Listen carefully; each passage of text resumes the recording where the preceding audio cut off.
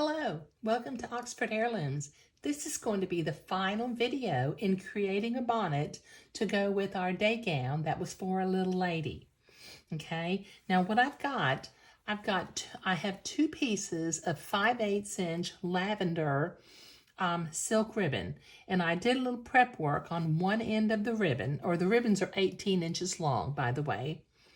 Okay, I went to my iron and I folded over 1/2 of an inch, and then I folded over another 1/2 of an inch, and I went ahead and ironed it so that it would not move around on me as I'm trying to sew this to the little bonnet. Now, we're going to attach this ribbon just right down here in this bottom corner. Okay, just like, well, let me see if I can pick it up and show it to you. We're going to attach this to this bottom corner right like that. Okay, now I'm going to do a little 6-petal flowerette to attach that on there. So what I'm going to do is, with my fabric marking pen, I'm going to make a little mark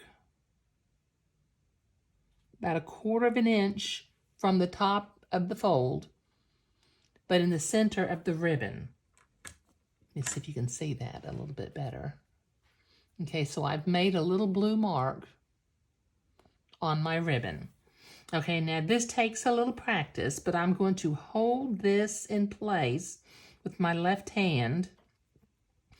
And I originally thought to use that lavender floss that I had been using on the day gown and the bonnet, but I decided that it blends with the ribbon too much. So I went over to my stash and I found another shade, a little bit darker shade of purple ribbon. This is color number 553. Okay, so I have a needle loaded up with 3 strands of 553. Now, the same way we created the little flowerettes on the day gown and on this bonnet, just make sure it stays at a 45-degree angle when you're holding it. Like I said, this takes practice. Okay, I'm going to come in at 1/8 of an inch to the left of my little blue dot.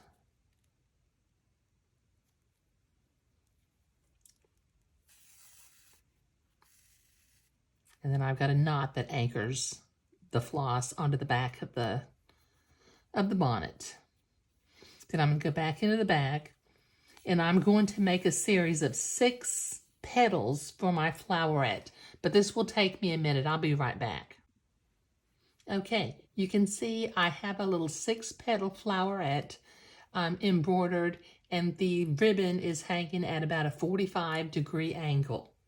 Okay, now the reason I decided to use the 553 floss rather than my unknown lavender floss is that the unknown lavender floss didn't provide enough contrast for my little flowerette to show up.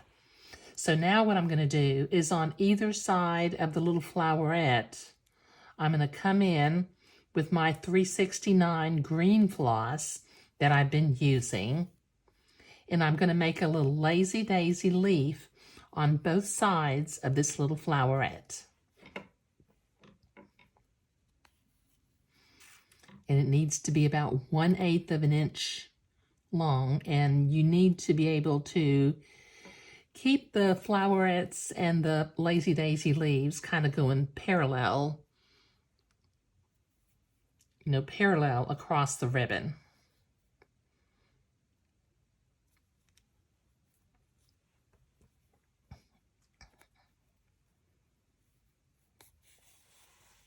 And then anchor the leaf down.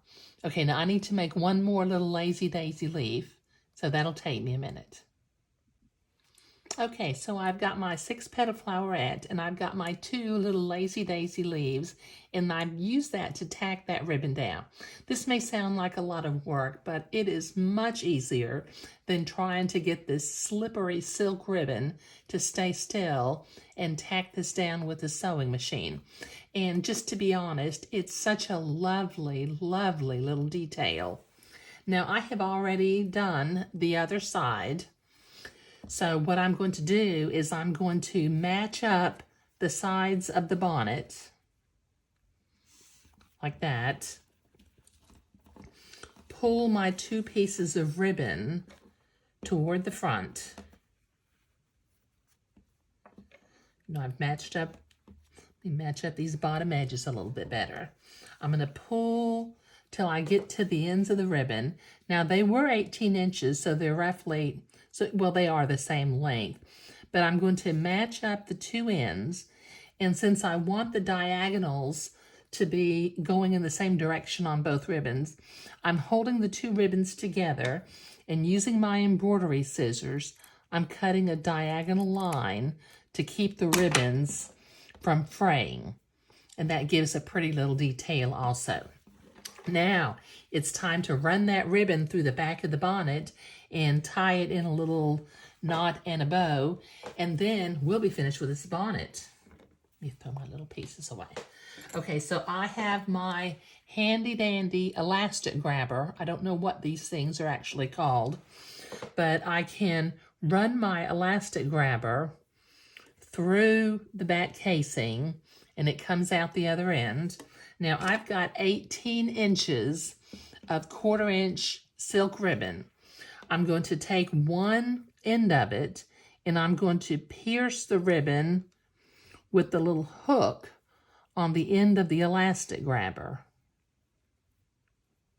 Got to do it about 1/4 inch in, otherwise the hook will ravel the ribbon. Then I'm going to close the little gate up, and I'm going to very carefully run the ribbon through my casing till it comes out the other end. Okay, and so I had 18 inches and my bonnet was about 12 inches long, so I don't have to worry about the ribbon, you know, slipping through where I can't reach it. Now I'm going to bring my 2 ends together like this, and I'm going to push the ends of the bonnet together to form a little loop in the back of it. And then I can tie a square knot. Let's see, with a square knot you go right over left, and then left over right. Tie a little square knot. That way, you know, it can be undone, but it won't come undone. And if you want to, you can tie a little bow in the back of the bonnet. And once again, go to the ends of your ribbon and cut a little diagonal line. And this other one, it kind of took a little bit of a beating from the elastic grabber. Okay, it is done. And this will fit an infant little head. If they need to open up the back end a little bit to accommodate either a larger head or maybe tie it tighter for a smaller head. But didn't this just turn out lovely? So this is the final video for project number 4 or number 3. I'm losing track of my projects now. No, this is project number 3. Okay, final video for project number 3, creating a bonnet for a little lady. Happy sewing! I thought I'd put one more little video clip in while we sit here and admire our finished little bonnet. This is a teaser for project number 4. Now, so far, project number 1, number 2, and number 3 have all been for little girls, but project number 4 is going to be a day gown and bonnet for gender neutral. It's going to be white and ecru, and it's going to be just lovely also. Because the baby that the gender neutral gown is going to, the parents did not have a gender reveal and find out the sex of the baby. But happy sewing. Thank you.